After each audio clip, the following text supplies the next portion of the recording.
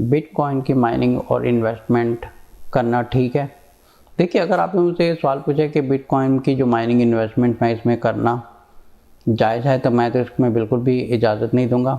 क्योंकि ये हो सकता है कि इसकी टेम्परेरी इनकम आपको नज़र आए, लेकिन बाद में इसके लिए बिगर डिज़ास्टर हो। जैसे पाकिस्तान में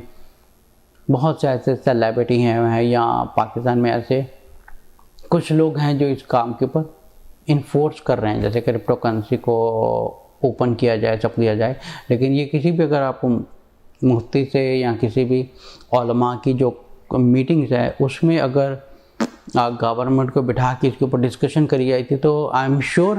कि जितने भी उलमा हैं इस चीज़ को रिजेक्ट करेंगे कि इसमें इन्वेस्टमेंट, इसकी माइनिंग मत करें। बिकॉज ये, क्योंकि रसूल सल्लल्लाहु अलैहि वसल्लम की हमारी एक हदीस मिलती है जिसमें रसूल सल्लल्लाहु अलैहि वसल्लम ने फरमाया कि कोई ऐसी ट्रांजैक्शन या ऐसा कोई मामले में आप इन्वॉल्वमेंट ना हो जो आपको नज़र नहीं आ रही। अब बहुत से भाई इस चीज़ में बहस करते हैं, जैसे हम क्रेडिट कार्ड यूज़ करते हैं, ऑनलाइन पेमेंट यूज़ करते हैं, तो वो भी तो एक इनविजिबल है ना। Let me try to clarify something. हम जहाँ पे रहते हैं वहाँ पे एक बैंकिंग सिस्टम होता है, जहाँ पर हम जो रिज़्क कमाते हैं वहाँ पर डिपॉजिट कर देते हैं,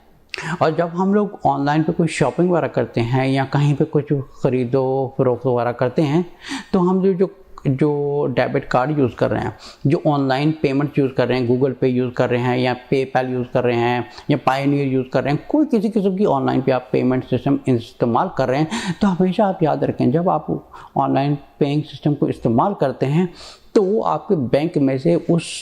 अमाउंट को डिडक्ट कर लेते हैं। सो दैट मीन्स कि आपका जो रिज़क है, आपके जो फिज़िकली फाइनेंशियल जो फंड्स हैं वो बैंक में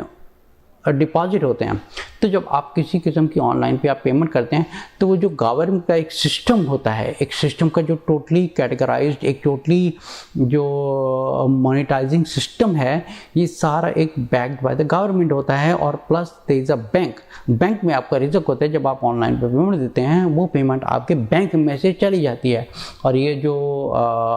बिटकॉइन का सिस्टम है और ये जो माइनिंग इन्वेस्टमेंट का सारा टोटल ही सिस्टम है, क्या आप मुझे कोई बता सकते हैं कि कोई फिजिकली आप जहाँ पे रहते हैं वहाँ पे कोई बैंक है जहाँ पर ये पैसा पड़ा हुआ है? नहीं पड़ा हुआ। तो this is something a peer to peer transactions and involvement है, तो मैं इसमें बिल्कुल भी इजाज़त नहीं दूंगा। और ये जो क्रिप्टो करेंसी को लीगलाइज करने की कोशिश कर रहे हैं, ये बहुत बड़ा एक कंट्री को लेटर ऑन डिज़ास्टर में डालने वाले हैं। तो मेरी तरफ से ये बिल्कुल भी इजाज़त नहीं है इन्वेस्टमेंट करना या इस किस्म की चीज़ों में इन्वॉल्वमेंट होना है, क्योंकि हमेशा आपका नफ्स आपको दिल में आपके लालच डालेगा, ये कर लो वो कर लो, लेकिन for me I will not do it, क्योंकि मैं इस चीज़ की बिल्कुल भी इजाज़त नहीं दे सकता कि ऐसा करें। तो अगर आप बेशक सारे मुफ्तियों से आप डिस्कशन करेंगे, सब कुछ करेंगे, तो आई एम श्योर कि सबका